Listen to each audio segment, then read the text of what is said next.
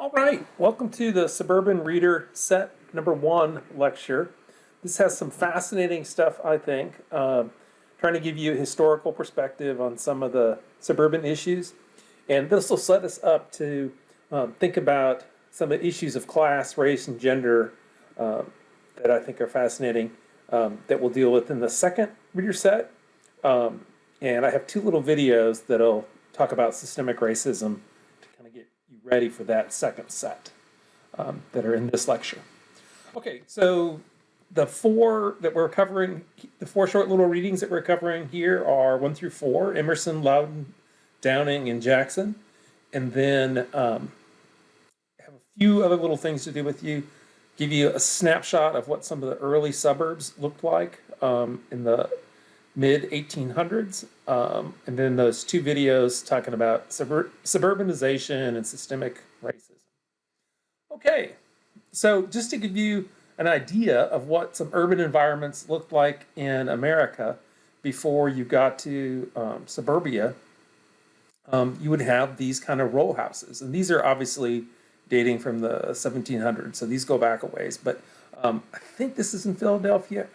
But anyway, you can see pre-car, obviously, and it just has a very walkable kind of environment. Many of us would look at that and go, I would maybe like a little more privacy, but this is the kind of stuff that Llewellyn talked about in terms of putting stuff right up on the street to make the street life feel more engaging and safe.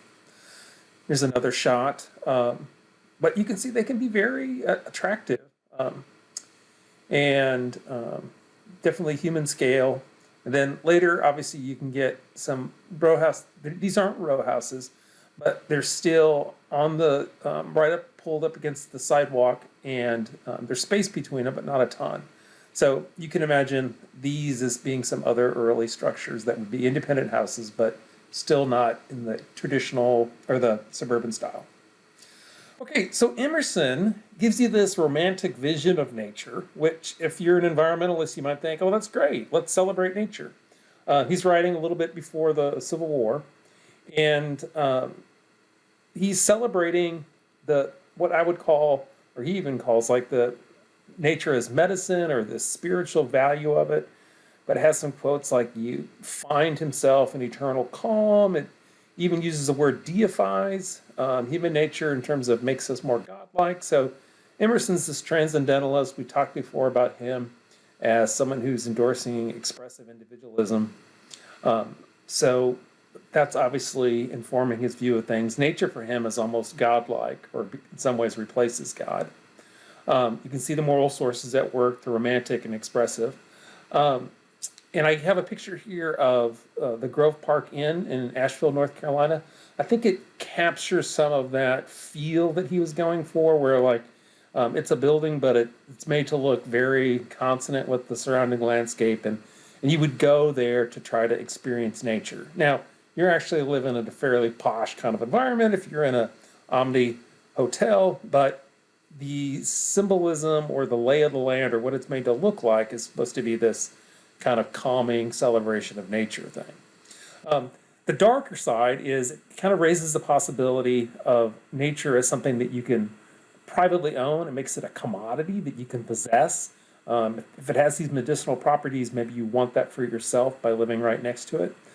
So it can pull us towards nature in a way that maybe defiles nature or undermines the ability of nature to act like wilderness. And it also has the potential of nature as bling. So as you can see here at the Grove Park, using nature to kind of dress up your building or your experience, and it's kind of like having a grand front yard to impress people. There's ways in which you can use nature as an accoutrement to your outfit, so to speak. Okay, so you can find a ton of these kind of quotes about Emerson on nature. He's quite enthralled. Adopt the pace of nature, her secret is patience. So you can think about a painting like this as kind of capturing that romanticization of nature. Here's maybe a sunset scene. And then you also had in the 1900s-ish, 1920s, the arts and craft movement, which is all about wood and earth tones and building homes that really celebrate nature, but in a way that's still obviously a commodity. Okay, so just a few quotes to pull out. He talks here about, you can see, the tradesman, the attorney, comes out of the din and craft of the street and sees the sky and the woods and is a man again. In their eternal calm, he finds himself. The health of the eye seems to demand a horizon. We are never tired so long as we can see far enough. So here there's obviously a celebration of nature, sky, woods, the horizon off in the distance. But there's also a kind of a denigration of the city or of work. So the tradesman, the attorney, they're not really men when they're at work in the city. They have to come outside the city to be a man again. And you have to see the horizon. So there might be some people that live in New York that don't realize they have to see the horizon to be happy. In other words, there's many places where you can't see the horizon and people seem to be okay, but Emerson's kind of saying I have to go somewhere to be able to really stretch out. So we need to escape the city to be happy, Emerson suggesting the health demands it. And then another quote here, I've seen the spectacle of morning from the hilltop over against my house, from daybreak to sunrise, with emotions which an angel might share. So it's the celebration of nature as divine. The sunrise and sunset often get pictured a lot. But it's suggesting the way he kind of drops the hint that, my house is pretty cool. It's right next to nature. So I bet your house isn't that cool. So you can kind of see how the wealthy can aspire to own their own piece of nature with certain gardens or being in proximity to the beach or other desirable locations. So there's a certain way in which you can see a status competition in terms of you having a better access to nature than somebody else. So some perhaps darker elements of what seems like a pretty beatific vision that Emerson has. Okay, John Loudon is a British horticulturalist. Horticulturalist, if you're playing along at home, is a fancy gardener. He's writing about the same time before the Civil War. Now notice, I'm going to get my pen going here just to bother you. Notice here that he's a horticulturist and that he's British. So that has a certain kind of feel for it, because you can think about Britain as having this history of dukes and barons with country estates. Got to get my color right here. Give me a second. Okay, so I think in modern parlance, you can think about somebody like Martha Stewart, who's this domestic goddess. She's talking about good things you can do in your home, a lot of expressive individualism, and also some status seeking, some idea of making yourself stand out from others because you are such a skilled and a person who has great tastes in terms of the things you like. Okay, so Loudon is suggesting that the big principle you should strive for is to live with the same class of people. So that's a theme that comes back in Duani's critique of suburbia, is that it tends to subdivide us into these income groups and also by race. He's suggesting it's better for social intercourse, especially with children. Honey, you don't want them talking to those kind of people, kind of thing. And he also highlights this love of distinction. So that's a subtle way of saying, well, if you have a country home, you can make yourself look really cultivated. So he talks about an excuse to have hogs. Horses, dogs, botany, all these kind of things. And there's an irony here. He's talking about being economical, but he's suggesting you have one set of servants. So you find a lot of this kind of stuff where people talking about, and I think Martha could be accused of this too, like, what do you need to do in your home to make it look pleasing and to raise a good family and all that kind of stuff. But at the same time, you're really trying to set it apart from others, and there's this status seeking, which leads to this kind of arms race in terms of the size of the house and all this stuff. Okay, so let's pull out some of his specific quotes. He says here that in the neighborhood of large towns, many persons live in midst of people with no one of whom perhaps they associate, but this arises from the inequality of education and morals which at present prevails and is by no means a desirable state of things. So he's saying cities have too much diversity, that you don't want to live next to these people that you don't have anything in common with because they make too much more or too little than you do. So he's really slamming Sesame Street. Now this might seem silly, but Sesame Street really celebrates this urban environment where you've got different kinds of people. There's even monsters, like Elmo. You've got these crazy big bird characters. You've got Bert and Ernie, obviously a gay couple. And then you've got Super Grover with his supernatural abilities. Okay, I'm kind of off topic now. But he's saying that he's questioning the value of that kind of diversity. And you can see in that the kind of strive for exclusive communities, gated communities that announce your status. Okay, and then we talked before about horses and dogs. You have these activities you can engage in, even entomology, which I think is the study of insects. I know a lot of people in suburbia do that all the time. But it's suggesting that it kind of becomes a stage. I'm going to draw a stage here for you, where you can kind of perform as an individual and show people how cultured you are relative to them. So anyway, you can see how some of that status seeking comes into the suburban mindset. Okay, and then just to give you a flare of a present day representation of this, this is Martha Stewart's country estate in Maine. You can see that she has here plenty of space to engage in her study of insects and other things, some gardens and whatnot, and she can entertain like nobody's business.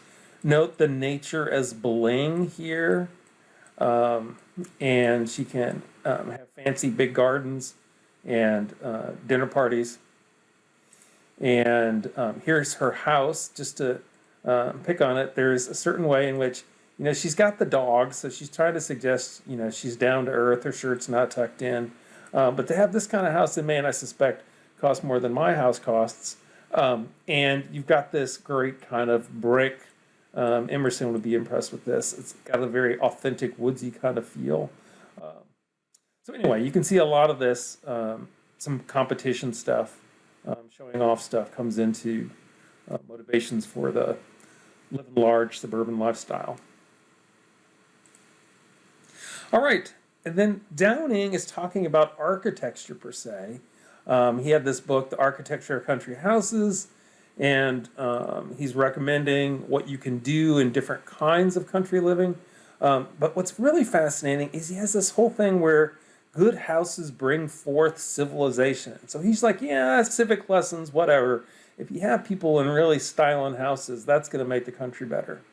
So it has this language where the individual home improves society. It can teach these morals. It can refine manners. It distinguishes you from the brutes. And the condition of the family home symbolizes the character. So when you think about the phrase, somebody comes from a good family, what's going on there is you can think about good in terms of their moral standing and are they good people, but that's probably inflected somewhat by the condition of their house. And so, again, it's this competition for status and how we look relative to our peers that inflects a lot of this. What's odd about this is he's trying to blend this egalitarian republicanism into this status seeking. So he's trying to suggest that, well, we're in America. We're not like those Brits that have landed aristocracy. Of course, we're much more democratic in the way we build our country houses. But I think when you look closer, you see that's kind of a ruse that maybe there's not a lot of difference there. All right, so he talks about different kinds of homes. One's the cottage. It's smaller. It's vine-covered, ideally, because that shows that you have a love of beauty and that you've taken the time to invest in your home. But if you're really living large, I love this phrasing, for a person of competence or wealth. So notice it's not and or. You either have to be wealthy or competent, but you can't be both. He notes that you got to have at least 3 servants to have a villa. I mean, what are you trying to do? But the irony is, it says something about the character and the family within. But here we see the kind of holding back a little bit. You don't want to have it so large that you warp the children. Honey, are the children getting warped by the size of the TV? And he suggests that the humblest laborer should be able to aspire to that home. So there's some ways in which he's kind of promoting classism, but denying it as something that really exists. Okay, so here's a cottage, one of his cottage drawings, and another one I think that's in your reader. Here we have the vines. This is conspicuously lacking in vines, so you can't be sure if these people love beauty, but you know, it might still be okay. But if we look up here, we say the domestic expression because as vines never planted by architects or carpenters, no, make it truly a home. So you can see, like, if you really want to be feminine and be respected as having a good home, you need to do certain things to show that off, like planting vines. But you see a lot of this romanticism in here. It's expressing the domesticity, the presence of heart, etc. Okay, then he makes these, what you might think are kind of extravagant claims that the home can really be a moral influence. And he's saying, among an educated, truthful, and refined people, it's an echo of their character, and it's more powerful than mere oral teachings of virtue and morality. So in other words, you know, you can sermonize to people and you can talk to them about what they should do, but if you really want to improve their moral character, you got to put them in a nice looking house. So when he goes on here, in this most cultivated country life, everything lends its aids to awaken the finer sentiments of our nature. So there's some way in which is, if you're living large, you are going to become large in terms of your sensibilities and your character. Okay,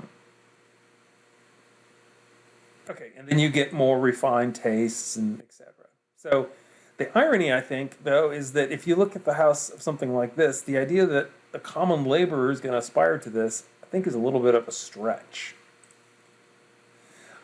This fact, when you look at some of his other designs, he at several points points out that they're not castles or country estates. But if you look at, when I Googled country estate Europe, this is one of the ones that popped up. And I think here we might find it's not quite as Baroque or fancy as some of the ones that Downing is recommending. So, and then if you want to fast forward a few hundred years, you can look at the modern McMansion, which you can find in all over suburbia. It's not a far cry from some of these models that he recommends. Okay, so he's saying here, it is better in our eyes that we should be able to possess the humblest laborers to look forward to the possessions of a future country house. So again, I think there's some classism here. It's not that different from what's going on in the landed aristocracy in Europe, and it's more just cases of special pleading. So some key points here, there's this status driving, you got these themes of wealth, this idea that wealth and moral virtue are kind of intertwined, that you need to have a kind of sumptuous country environment so you could develop certain sensibilities and certain kind of refinements. So you can see a lot of psychological stuff and moral and social striving tied into this idea of what a home should be. All right, then we get to Kenneth Jackson. This is a contemporary, or roughly, 1987, wrote Crabgrass Frontier, so one of the first academics or writers to really look at suburbia as a phenomenon. And he makes this important distinction between Gesellschaft and Gemeinschaft. So these are both ways of thinking about community, but the Gesellschaft is kind of more impersonal. It's thinking about the larger society. It's a little more abstract. It's the way you feel like when you do your taxes and you're just a number and you are kind of just a cog in a machine. The Gemeinschaft is that idea of the small town, the smaller community. It's cozier, it's familiar, it's got personal relationships. And what you see happening in the 1840s to 1890s is people are experiencing this huge throngs of people coming together in urbanization.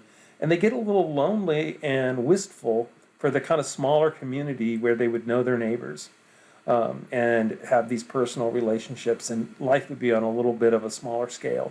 So you see the family getting exalted as a kind of an answer to this anonymous mobs of large numbers of people. And you see it even like it's like this moral safeguard to some of the depravity that you would find in the city. So certainly you might have looser morals and some stuff in an urban environment because there's more anonymity, but also part of what's going on is you've got racial minorities there that some people are trying to escape from. So there's this desire for this private retreat, the suburban ideal. Ministers are glorifying the home, and the home becomes this kind of sanctuary that's going to instill certain virtues in your children. So remember, from an evolutionary perspective, you can think about homes as places where you raise children, and then all of a sudden you have all these concerns about what can you do to give your offspring a leg up relative to other offspring. So cities are getting painted as evil and dangerous. You do have more disease at that time, but you also have this phenomenon of ennui, which is, I think, a French word, and it means just kind of like this, you're kind of alienated and alone and not feeling connected. Like I said, there's ethnic minorities, Jews and Catholics, oh my. So this new ideal after the Civil War is you have these separate homes with yards, and the yards give you these kind of moats to keep you safe from the street. And Jackson's also pointing out there's a lot of anti-urbanist, anti-city kind of stuff in our history, and points to Thomas Jefferson as an example of that. All right, so just to give you a feel kind of what they're talking about, these might be a little later than the 1860s, 70s, but these are tenement houses where you have immigrants, poor folks, maybe different religion, maybe Catholic, and they do kind of feel crowded, and it doesn't feel like they have the best amenities and all that kind of stuff. So Llewellyn might say you could clean this up a lot, still have the density, but make it a really nice place to live. But at the time, the answer appeared to be, at least to some folks, to escape to suburbia. Okay, so if digging into a few of the actual paragraphs from Jackson, you can see what he's suggesting is there's a change in the conception of family. Before, you were kind of saw yourself as part of this wider community with cousins and different relatives all around. The house was a certain kind of business where you would have journeymen or other people, apprentices living there. So there wasn't a strict line between family and non-family. And then what happens is there's this shift where people come to value this privacy a lot more. And you get these demand for personal rooms where you can kind of segregate different functions in the house. And you get the idea that you need to have this private space. And so he's just pointing out that this is a pretty recent phenomenon in terms of how we think about living, and that idea of privacy is a lot more recent than you might think. Okay, and then there's some hilarious quotes. This wasn't in your reading, but I went and found it elsewhere, about how these houses instill virtue. And so again, I think you see an interweaving of class and moral virtue, where people kind of maybe conflate the two. But he's talking here, this is Timothy Dwight. He was later president of Yale. But he talks about how habitation has not a little influence on the mode of living. The mode of living sensibly affects the taste, manners, and even the morals of the inhabitants. If a poor man builds a poor house, without any design or hope of possessing better, he will conform his aims and expectations to the style of his house. So you see little elements of Martha Stewart here, like you need certain kinds of sophistications to be refined and more true to yourself and more true to your potential. But children especially, right, can be affected by these ugly circumstances. All right, so you also have, there's this whole kind of cult of domesticity that starts. So Horace Bushnell wrote on this Christian Nature, and also had this American's Woman's Home as a book, and she talked about these different virtuous habits that can help ensure eternal peace, even the home comforts of heaven. So you have here the argument that if you live in a good enough home, you will have good enough morals that you actually get to heaven. And you notice on this, her ideal home here, there's a cross. An interesting thing about this, she was this big proponent of home and family and whatnot. She never married, she never had kids, she didn't have her own house, but she had figured it all out for the rest of us. Okay, so, and sorry, I kind of got, I'm ahead of myself here, but there's just Jackson making the point that there's all kinds of things about the home as protecting the moral slide of society into sinfulness and greed. So there's kind of an anti-urban here, anti-change, wanted to get back to the small town kind of feel to some of these pronouncements. All right, and then just to give you a little feel for this, this was from 1842, a famous set of paintings that talked about the voyage of life, the different ages of life. But you can see here the idealized family home, the father's coming home from work, doing battle in some crazy city somewhere, and they got animals and cute petticoats, and it's on a lake, and it's very much presenting the nuclear family as kind of the center of life and of living. All right, Jackson also talks about the lawn, and the lawn becomes this space between public and private. He talked about croquet, and you can see the croquet stuff going on here. You might notice people are wearing pretty fancy outfits to be playing in their yard. So the yard is still kind of a public place where you can show off, and you might even be able to operate a lawnmower to show off your domesticity. But we see here the progenitors of this kind of large front yard that gives you a buffer from the street and kind of announces your status, like you're some kind of aristocrat. Okay.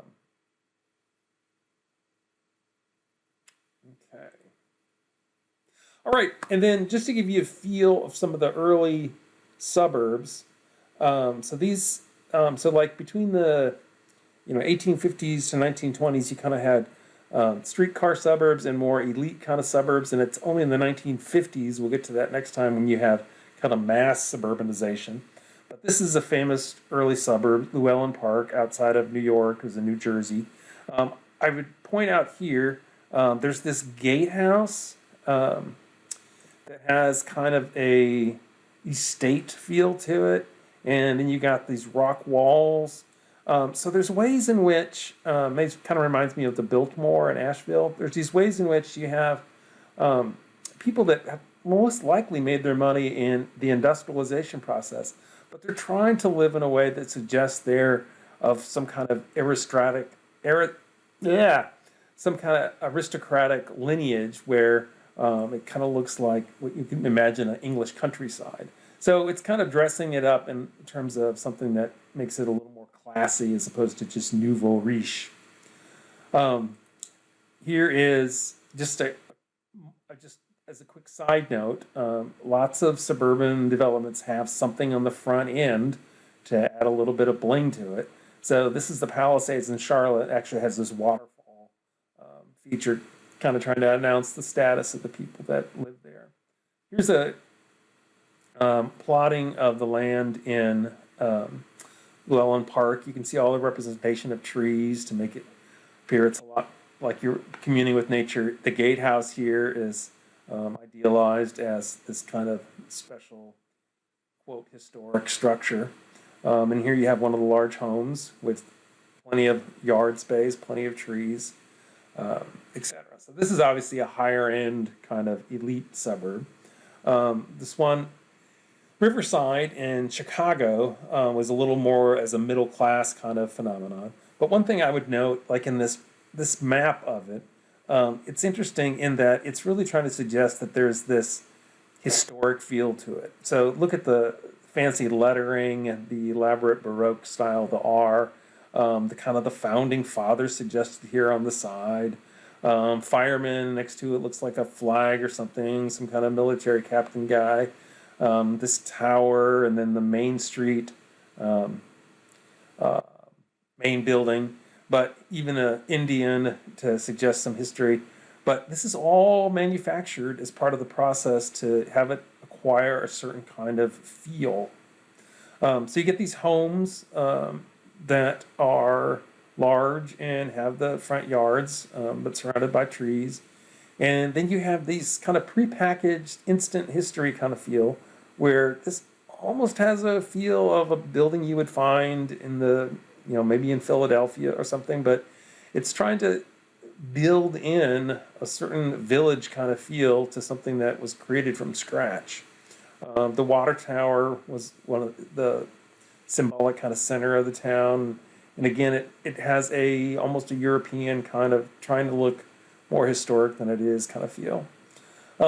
Frederick Olmsted worked on this. He's famous for these different garden suburbs. If you look at, I believe he designed Dilworth or parts of Dilworth in Charlotte. At least it fits that style where you have some parks that are nested within that to give it much more of a garden kind of feel. But the key takeaways I would give you from this little set of examples of early suburbs, people are seeking out this imagined ideal of a small town life. So seeking out that Gemeinschaft kind of more intimate community feel, and also seeking out that kind of natural landscape. So status moves from being in the center of town to being on the edge of town where you can be close to nature. So some unintended consequences, you get this spatial sprawl that this kind of longing for open spaces induces. You get income and racial exclusion. You might notice here in our founding fathers and the people pictured, you don't really have any racial diversity. And you also get this kind of historic veneer. So once it's presented as something that's historic, it takes on this veneer of something that was more natural and tested by time. And so you can't really understand it as kind of a modern invention that undermines some of the ways that we've been living together for centuries. The history dimension of it is in some ways just manufactured. Okay, and then so that's kind of it for our early look at suburbanization. And then the readings for next time are going to turn more to the modern incarnations of it, with the ways in which it intersects with racial stuff and class stuff and politics. So there's two short videos I want you to watch. This first one is by an outfit called Act TV. But I think it's pretty good. I think most sociologists would say it captures some of the key essences of what happened historically and why you have some of these black-white differences in wealth. So here are the questions I want you to think about as you go through this. One of the key concepts we're trying to get at here is redlining. So make sure that you can be able to answer these questions after you watch this short video. You can Google it, or it should, if everything works right, I should have it down below in the description of this video as a link. Okay, so take a minute and give that a gander. Okay, so you should be able to answer these questions after you watch that video. One of the key things it's trying to get across is some of the roots of systemic racism go back to this history of redlining and putting people in different places and providing different economic resources based on where they lived. And you have this phenomenon, what systems theorists would call success to the successful. So the people that are allowed to live in certain areas, they can get the loans and whatnot. The people that aren't, they can't get the loans, and their economic prospects go downhill. And we still live with the legacy of that when African Americans have about $5 of wealth to compare to every $100 of white wealth. So, and this certainly has all kinds of political implications for whether or not you can tell people to pull themselves up by their bootstraps. Okay, next, this is from NPR. They're part of their Code Switch project, which is trying to look at the way race intersects with different things in politics and culture. This is very well done. Starts off with a little off-color joke by Chris Rock. So if you want to skip the first 10, 15 seconds, that's totally fine. He's making the point that it's ironic that Martin Luther King Jr. Was an advocate of nonviolence, and yet most of the areas that bear his name as the name of their street are areas that can be pretty rough. And so where poor people live, and hence actually, ironically, violent places. Okay, so I want you to be able to answer these questions as you go through this. This is trying to connect racial segregation and redlining to these different specific areas where we see racial disparities in schools, in health outcomes, in wealth, and in policing, just to make sure you're grasping this. income is how much money you get in a given year. Wealth is how much money your family has to work with in the bank. Most of the time, in a lot of white families, that wealth has been handed down from previous generations. Okay, so you should be able to say what the purpose of the residential security maps were. They were to show what areas would be safe for banks to loan money to, where people wouldn't default. They shaded certain areas as red, those that had, quote, Negroes, as being less safe for investors or for the banks to loan money to, even though there was no evidence that those redlined areas defaulted more in the mortgages, had white people fleeing to the suburbs as part of this dynamic. And there was this Fair Housing Act that came about, but one, didn't address previous problems, the history to date, and two, it often just wasn't enforced.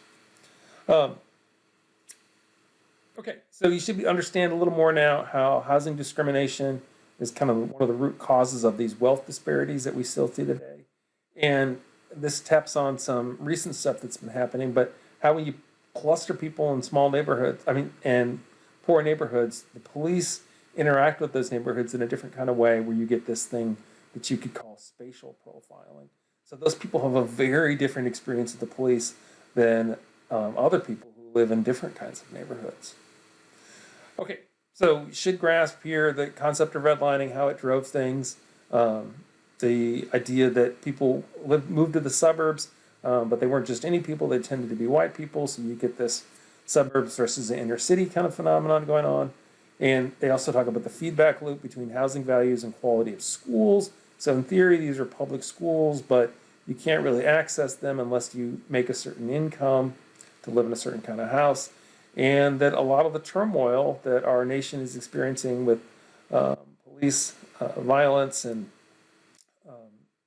the Black Lives and the response to that in the Black Lives Matter movement, you can trace back to some of these segregation patterns and some of our preferences in terms of what kind of communities we wanted to live in. Okay, we have some discussion questions we can talk about in class, but I want you to think about how, now that you know this kind of stuff about systemic racism, think a little more broadly about how a desire for local control of neighborhood schools could maybe help fuel some of this, or what would happen if you trust versus don't trust government in order to devise interventions, and beliefs that a local solution is needed to a local problem versus the government stepping in. And also to the idea that we can judge people on merit alone, that we're capable of getting by without having any kind of implicit bias. Okay, I hope you enjoyed that. Thank you for listening, and the conversation continues.